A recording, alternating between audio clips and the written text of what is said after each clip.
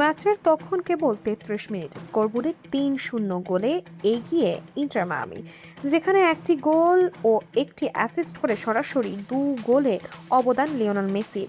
আর প্রথম গোলের মুভমেন্টও তৈরি হয়েছিল তার পা থেকে।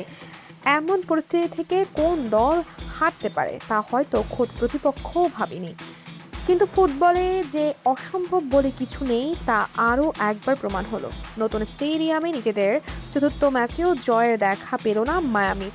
উল্টো ইস্টার্ন কনফারেন্সের তলানির দিকে দল অরল্যান্ডো সিটির কাছে হেরে বসল ৪-৩ ব্যবধানে। তবে দলের এই চরম হতাশার ভিড়েও আলাদা করে নজর কেড়েছেন মেসি। তার দুর্দান্ত এই ফর্ম দেখে একটা বিষয় বেশ স্পষ্ট, আসন্ন ২০২৬ বিশ্বকাপে আমরা দুর্দান্ত এক মেসিকে দেখতে চলেছি। চলুন মায়ামির এই নাটকীয় ম্যাচ আর মেসির বিশ্বকাপ প্রস্তুতির কথা সবিস্তারে জেনে নেওয়া যাক। ইন্টার মায়ামির নতুন স্টেডিয়াম যেন দলটির জন্য এক অলক্ষণে ভেন্যুতে পরিণত হয়েছে। এই মাঠে টানা ৪ ম্যাচ খেললেও এখন পর্যন্ত কোনো জয়ের দেখা পাননি লিওনেল মেসির দল। তবে ইস্টার্ন কনফারেন্সের পয়েন্ট টেবিলে ১৫ দলের মধ্যে ১৪তম স্থানে থাকা অরল্যান্ডোর বিপক্ষে এই হারটি ছিল সবচেয়ে অভাবনীয়।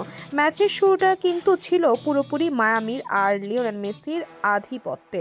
ম্যাচের মাত্র চতুর্থ মিনিটেই মেসির পা ঘুরে আসা বল পেয়ে দারুণ এক ক্রস বাড়ান তেলাস্কো সেগোভিয়া, যা থেকে হেড দিয়ে বল জালে জড়ান ইয়ান ফ্রে।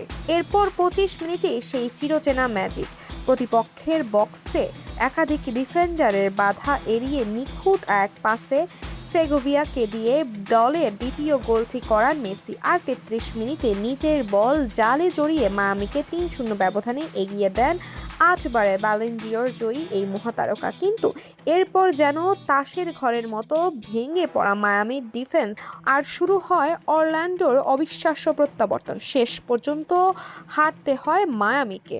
তবে হারলেও পুরো ফুটবল বিশ্বের মূল আলোচনার বিষয় এখন মেসির ব্যক্তিগত পারফরমেন্স। অনেকেই ভেবেছিলেন বয়সের ভারে হয়তো মেসির জাদুকরি সেই ধার ধীরে ধীরে কমে যাবে, কিন্তু এই ম্যাচে তার প্লে মেকিং স্কিল, ড্রিবলিং এবং ভীষণ ফিনিশিং প্রমাণ করেছে তিনি এখনও ফর্মের তুঙ্গে অবস্থান করছেন। আর এই দুর্দান্ত পারফরমেন্সের আসন্ন ২০২৬ বিশ্বকাপ নিয়ে ভক্তদের উন্মাদনা বহু গুণ বাড়িয়ে দিয়েছে। চলতি বছরের এই মেগা আসরে তার খেলা নিয়ে আগে নানা জল্পনা কল্পনা থাকলেও বর্তমানে ফর্ম বলছে যে তিনি বিশ্বকাপের মঞ্চে রীতিমতো ঝড় তুলতে প্রস্তুত। বয়স বাড়ার কারণে গতি হয়তো কিছুটা কমেছে, কিন্তু তার ফুটবলীয় মস্তিষ্ক এবং জাদুকরি বা পায়ে এখনও আগের মতোই তীক্ষ্ণ।